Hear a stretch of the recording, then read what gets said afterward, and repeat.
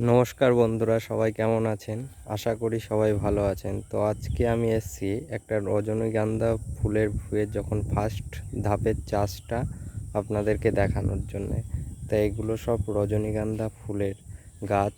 তো যারা জানেন না যে এই রজনীগন্ধা ফুলের গাছ কেমন হয়, তো তাদের জন্য এই ভিডিওটা। আবার যারা চাষ করতে চান তাদের জন্য এই ভিডিওটা। এই যে এক একটা লাইন করা আছে, তিনটে করে লাইন করা, তারপরে আবার একটু ফাঁকা দিয়ে, এক হাত মতো ফাঁকা দিয়ে তারপরে আবার তিনটে লাইন করা আছে।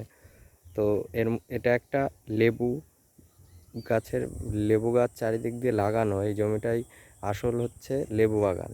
তো লেবু গাছ এখন যেহেতু ছোট, তার মধ্যে এই চাষটা ভালো করে করে নেওয়া যায় তার মধ্যে থেকে, যাতে লেবু গাছ বড় যখন হবে এই চাষটা বন্ধ করে দেওয়া যাবে।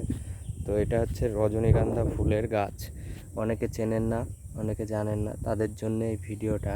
তো রজনীগন্ধার যে গাছের ছোট অবস্থায় কেমন থাকে, তো দেখে নিন। এই গাছগুলোর বয়স হচ্ছে 2.5 মাস মতো বয়স। এই যে একটা সবে স্টিক উঠছে, দুটো একটা স্টিক ওঠা শুরু হয়েছে। এই যে একটা পুরো উঠে গেছে, তো দেখুন।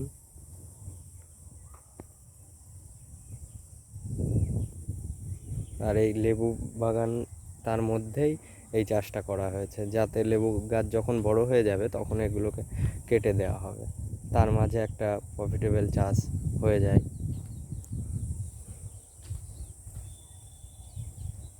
এগুলো গন্ধরাজ লেবুর গাছ। তো ছোট এখন, বড় হলে এগুলোতে অনেক ফলন হয়। তো গন্ধরাজ লেবুর একটা ভিডিও আমি করে দেখাবো আপনাদেরকে, যে গন্ধরাজ লেবু গাছ কেমন ফলন হয় আমাদের এদিকে।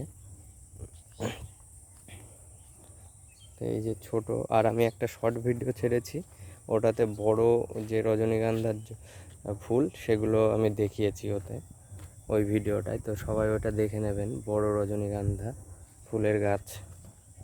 আর এই যে এই গাছটাতে লেবু সবে ধরা শুরু হয়েছে, এটা হচ্ছে গন্ধরাজ লেবু।